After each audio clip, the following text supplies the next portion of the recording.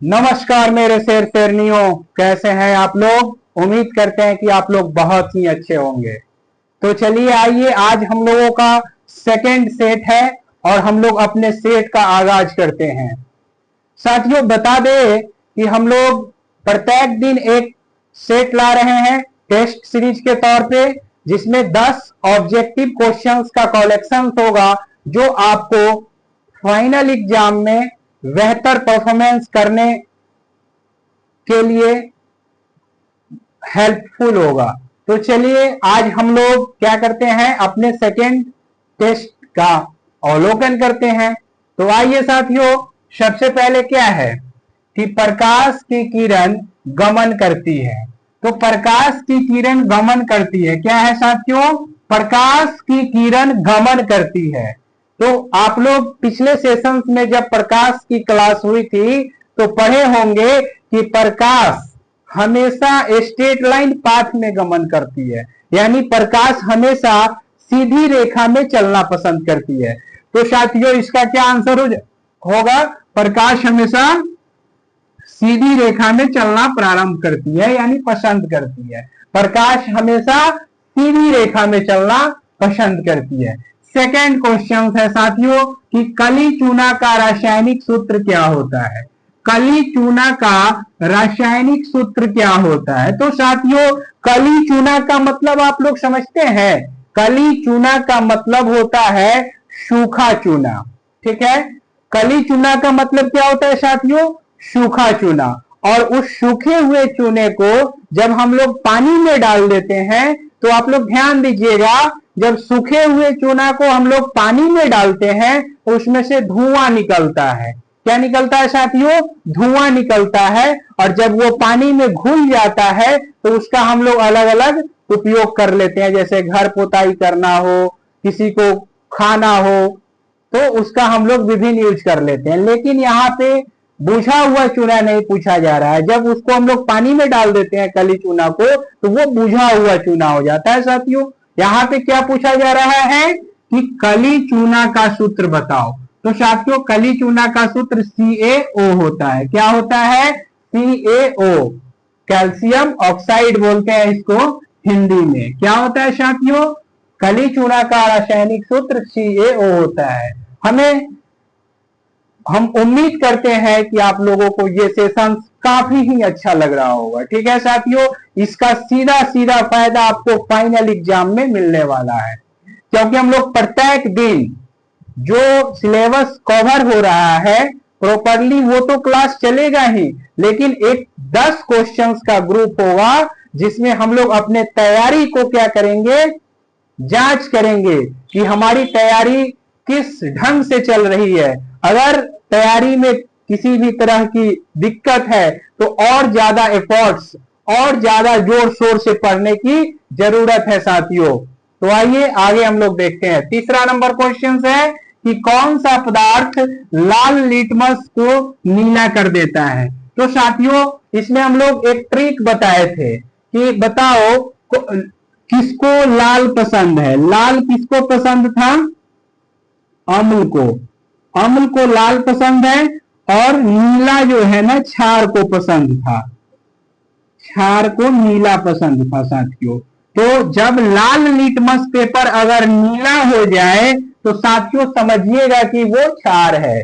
जब लाल litmus paper नीला हो जाए तो क्या होता है, वो क्षार होता है। और जब नीला लिटमस पेपर लाल हो जाए तो क्या होता है, नीला लिटमस पेपर लाल हो जाए तो अम्ल होता है। यानी हम लोग याद करने का एक तरीका डेवलप किए थे कि लाल अम्ल को पसंद है और नीला क्षार को पसंद है, जैसा कि बेबी को बेस पसंद है। तो साथियों इसमें क्या होगा, कौन सा पदार्थ लाल लिटमस को नीला कर देता है, यानी इसमें नीला में बदल जा रहा है तो नीला क्षार को पसंद है, यानी क्षार लाल लिटमस पेपर को नीला कर देता है। उम्मीद करते हैं कि आप लोगों को ये सेशन अच्छा लग रहा होगा। तो आइए साथियों हम लोग नेक्स्ट क्वेश्चन पे चलते हैं। नेक्स्ट क्वेश्चन है कि अपचयन में क्या होता है। अब अपचयन और उपचयन होता है। तो अपचयन में साथियों ऑक्सीजन हटता है और हाइड्रोजन आकर के सटता है। अपचयन और उपचयन पढ़े थे हम लोग। तो अपचयन में क्या होता है कि ऑक्सीजन हटता है, ध्यान से समझिएगा। अपचयन में ऑक्सीजन हटेगा और हाइड्रोजन सटेगा। ठीक है साथियों, तो अपचयन में क्या होता है, ऑक्सीजन हटता है। अपचयन रासायनिक अभिक्रिया जब होगी, अपचयन रासायनिक अभिक्रिया जब होगी तो क्या होगा, उसमें ऑक्सीजन हटेगा और हाइड्रोजन आकर के सटेगा, यानी हाइड्रोजन अपना जगह बनाएगा, ऑक्सीजन उठ के भाग जाएगा। तो साथियों अपचयन समझ गए आप लोग। अब नेक्स्ट क्वेश्चन है कि भोजन का खराब होना किस प्रक्रिया का कारण होता है, यानी भोजन क्यों खराब होता है साथियों। जैसे हम लोग मान लिए कि रात का खाना खा रहे हैं और कुछ भोजन बच जाता है, हम लोग रात का खाना खाए और कुछ भोजन बच गया, तो सुबह मॉर्निंग टाइम तक देखा जाता है कि वो भोजन खराब हो चुका है, उससे एक अजीब तरह का स्मेल निकल रहा है। तो साथियों ये भोजन किसके कारण खराब हो जाता है, तो साथियों ये भोजन जो है विकृत गंधिता के कारण खराब हो जाता है। किसके कारण खराब होता है, विकृत गंधिता के कारण खराब होता है। और इस विकृत गंधिता को बढ़ाने में ऑक्सीजन मदद करता है। ऑक्सीजन, जो ऑक्सीजन है हमारे इन्वायरमेंट में, वातावरण में, ये विकृत गंधिता को क्या करता है, डेवलप कर देता है, जिससे खाना खराब हो जाता है और वो स्मेल करने लगता है, यानी उससे एक तरह का गंध निकलने लगती है और हम लोग उस खाने को क्या करते हैं, फिर से डस्टबिन में डाल देते हैं, यानी कचरा में डाल देते हैं। तो साथियों यहां से क्वेश्चन पूछेगा कि निम्नलिखित में से खाना को खराब किस प्रक्रिया के द्वारा, भोजन का खराब होना किस प्रक्रिया का उदाहरण है। भोजन का खराब होना, क्वेश्चन पूछेगा कि भोजन का खराब होना किस प्रक्रिया का उदाहरण है, तो विकृत गंधिता का उदाहरण है। साथियों भोजन का खराब होना विकृत गंधिता का उदाहरण है। और विकृत गंधिता किसको कहते हैं, विकृत गंधिता किसको कहते हैं, जब ओपन इन्वायरमेंट में, वातावरण में ऑक्सीजन उस फूड सामग्री से यानी खाना से क्या करता है, रिएक्शन करता है। ठीक है, तो रिएक्शन करने के बाद विकृत गंधिता का निर्माण होता है। तो चलिए साथियों 5वां नंबर क्वेश्चन आपका कंप्लीट हुआ, 4 कंप्लीट हो गया, 3 कंप्लीट हो गया, 2 कंप्लीट हो गया और 1 कंप्लीट हो गया। तो चलिए हम लोग आधा रास्ता तय कर लिए हैं आज के सीरीज का, और अगला है हम लोगों का अब नेक्स्ट 5 क्वेश्चन बचा हुआ है। तो आइए साथियों 6 नंबर में देखिए एक रिएक्शन दिया हुआ है, Zn प्लस CuSO4। Zn को जिंक कहते हैं और CuSO4 को क्या कहते हैं, कॉपर सल्फेट कहते हैं। तो जिंक जब कॉपर सल्फेट से रिएक्शन कर रहा है तो साथियों क्या निर्माण हो रहा है, ZnSO4, यानी जिंक सल्फेट और कॉपर बाबा अलग हो जा रहे हैं। क्या हो जा रहे हैं, कॉपर बाबा अलग हो जा रहे हैं। तो साथियों ध्यान से देखिए, यहां से कॉपर बाबा साथ में थे, यहां पे कॉपर बाबा साथ में थे और यहाँ कॉपर बाबा अलग हो गए। तो यहां से जिंक जो था SO4 के साथ क्या कर लिया, दोस्ती कर लिया। तो जिंक बड़का चालाक निकला, SO4 के साथ दोस्ती कर लिया, कॉपर बाबा को लतिया के अलग हटा दिया। तो क्या हो रहा है इसमें साथियों, एक जा रहा है और दूसरा आ रहा है, यानी कॉपर बाबा जा रहे हैं और जिंक महोदय आ रहे हैं। तो जब एक जाए और दूसरा आए तो ऐसे रासायनिक अभिक्रिया को क्या कहते हैं साथियों, विस्थापन रासायनिक अभिक्रिया, यानी कॉपर बाबा जा रहे हैं और जिंक महोदय आ रहे हैं। इस रिएक्शन में जैसा दिखाया गया है कि इसमें कॉपर बाबा को हटाया जा रहा है CuSO4 के साथ, और जब CuSO4 हट जा रहा है तो ZnSO4 का निर्माण हो रहा है, जिसमें देखा जा रहा है कि ये जिंक महोदय आकर के सल्फेट के साथ सट जा रहे हैं, यानी दोस्ती कर ले रहे हैं साथियों। तो इस तरह की अभिक्रिया को क्या कहते हैं साथियों, विस्थापन अभिक्रिया कहते हैं। ठीक है, तो आइए अब हम लोग 7 नंबर क्वेश्चंस को देखते हैं। 7 नंबर क्वेश्चंस में है साथियों कि ऑक्सीकरण में क्या होता है, ऑक्सीकरण और अवकरण। ऑक्सीकरण में क्या होता है, तो ऑक्सीकरण में नामे में आंसर छुपल है। ध्यान से देखिए, ऑक्सीकरण, ध्यान से देखिए बच्चा पार्टी, ऑक्सीकरण क्या हो रहा है? ऑक्सीकरण। तो ऑक्सीकरण मतलब ऑक्सीजन आ रहा है, यानी ऑक्सीजन का जुड़ाव हो रहा है, ऑक्सीजन के साथ दोस्ती हो रहा है, हाइड्रोजन को मार लाद के अलग भगा रहे हैं, हाइड्रोजन भाग रहा है, यानी ऑक्सीकरण हो रहा है साथियों। तो ऑक्सीकरण में क्या होगा? ऑक्सीजन का जुड़ाव होगा।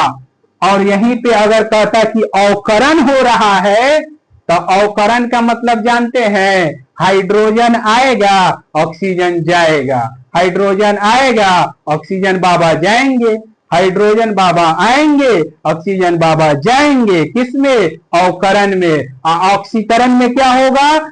ऑक्सीजन बाबा आएंगे और हाइड्रोजन को लतियाएंगे। समझ गए साथियों? तो चलिए आइए अब हम लोग 7 नंबर क्वेश्चन कंप्लीट कर लिए।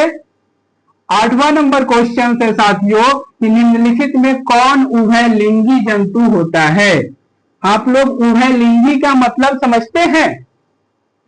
उभयलिंगी का मतलब होता है कि जिसमें स्त्रीलिंग और पुल्लिंग दोनों का नेचर हो, उसको उभयलिंगी कहते हैं। यानी जिसमें दो तरह का लिंग पाया जाए, दोनों तरह का लिंग पाया जाए, उसको उभयलिंगी कहते हैं। तो उभयलिंगी मछली नहीं होता है साथियों, शेर नहीं होता है, बकरी नहीं होता है, क्या होता है? केचुआ जो है ये उभयलिंगी प्राणी है। साथियों बता दे कि केचुआ जो है उभयलिंगी प्राणी है। केचुआ कैसा प्राणी है साथियों? उभयलिंगी प्राणी है।